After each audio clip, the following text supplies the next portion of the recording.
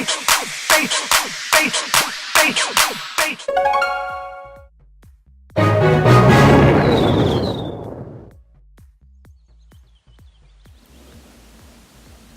going on, guys? AJ Quest here.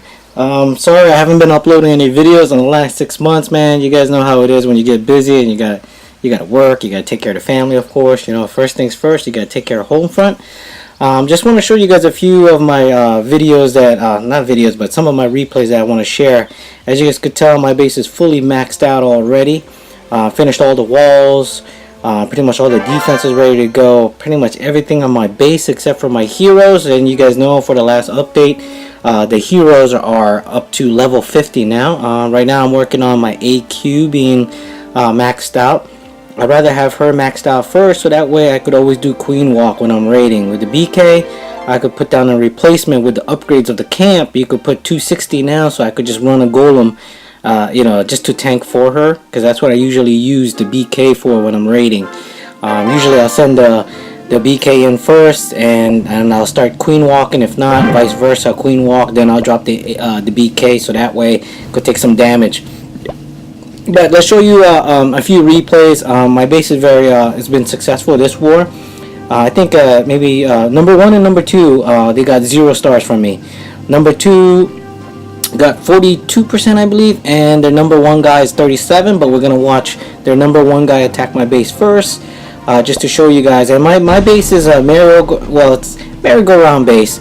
My base is meant to let the attackers troops go around my base. As you can tell, you know, most people that look at my base, they want to go over after the Eagle artillery first. The reason why, because if you don't take that down, it's gonna wreak havoc on your army.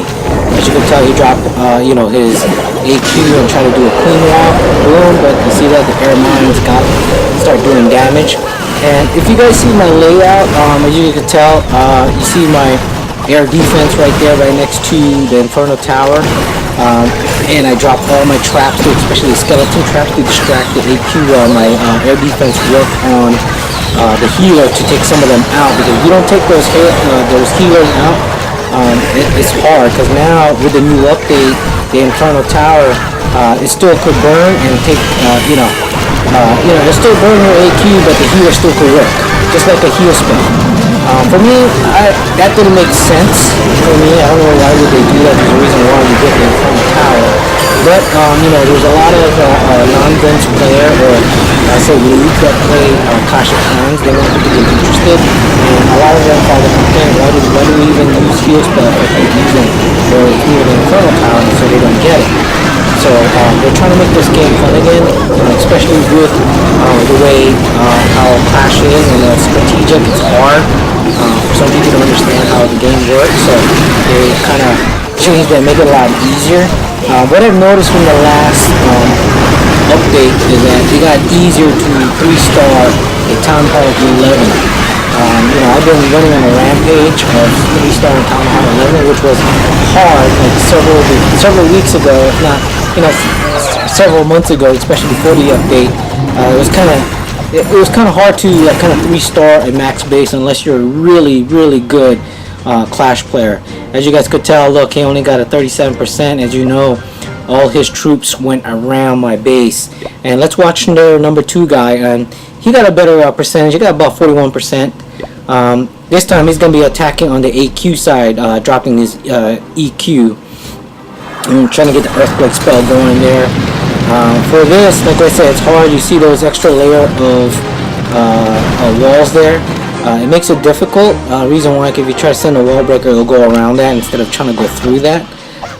It's sometimes the wall breakers, man, I think they have their mind of their own sometimes, but if you don't drop them precisely, it kind of confuses them, especially dropping them, trying to get close to the wall.